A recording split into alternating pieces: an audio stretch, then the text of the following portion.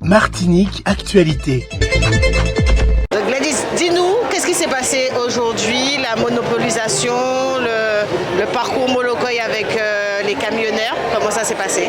Le parcours Molokoï s'est très bien passé, on est parti à l'heure, on était trois, Aude, Rodrigue et moi, mobilisés sur 3 points différents, avec une convergence qui était prévue à la préfecture vers 11h.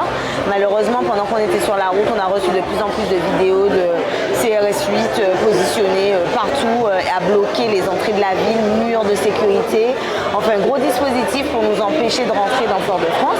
On a cru au début à une blague, on nous a d'abord dit qu'il s'assurait que trop de voitures normales ne soient pas dans le centre-ville, que tous les camions puissent rentrer. Et vers midi, on était, je crois, au niveau de la Galéria ou quelque part par là, parce que moi je suis partie du Robert ce matin à 5h, et on entend qu'en fait, M. Bouvier s'est exprimé sur RCI pour dire qu'il ne veut pas que des camions rentrent à Fort-de-France. Donc bon, clairement, c'est une bataille qui ne cessera pas. Nous avons fait comprendre à Jean-Christophe Bouvier qui n'est pas chez lui ici, que c'est pas lui qui va décider, que quelles que soient les négociations et les réunions qu'il y aura, ça ne se fera pas à la préfecture et ça se fera chez nous à la CTM et qu'il ne sera qu'un invité.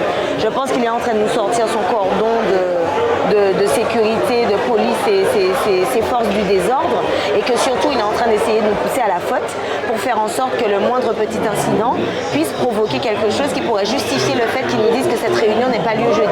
En attendant, nous attendons toujours l'invitation officielle de la CTM par mail. Je consulte les mails toutes les 5 minutes.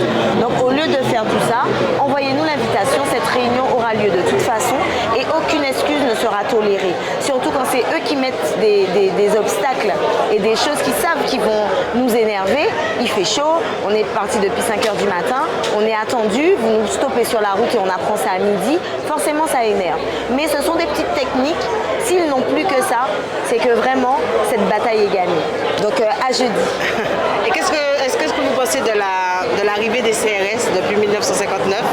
C'est inadmissible, c'est une provocation et c'est une forte provocation parce que comme aucune de leurs provocations n'a fonctionné jusqu'à maintenant, donc ils sont passés à la provocation ultime. Maintenant, où ça nous mènera, l'avenir nous dira. Est-ce que vous pouvez nous dire pourquoi vous avez été refusé d'accès à Fort-de-France? Moi, je ne sais pas. Vous ne savez pas? Est-ce que quelqu'un sait parmi vous pourquoi on vous a refusé l'accès? L'accès, c'est le projet qui a dit, parmi les camions transitaires, ça pèse 40 tonnes. Alors que c'est pas vrai. Il y a des voitures de 15 tonnes, 9 tonnes, 6 tonnes, mais de 14 tonnes et 40 tonnes, c'est pas vrai. C'est pas vrai. Alors, les autres, c'est la liberté à dire, quelque chose, un prétexte à dire, et puis c'est tout. Et pourquoi vous avez voulu soutenir le mouvement C'est la vie est chère. On fait, tout le monde fait partie. Nous sommes obligés d'aller. C'est pas que le air, il y a plein. Et il faudra que le peuple descende à porter un fort. Ils ne sont pas le seul. Et est-ce que vous pouvez dire que pour vous aussi, dans votre secteur d'activité, est-ce que les prix ont augmenté?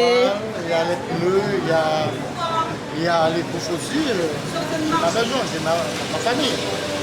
C'est pourquoi on lutte pour ça. Outremernews.fr, le site de l'actualité Outre-mer, 24h sur 24 et 7 jours sur 7. Retrouvez la chaîne Outremer News sur YouTube.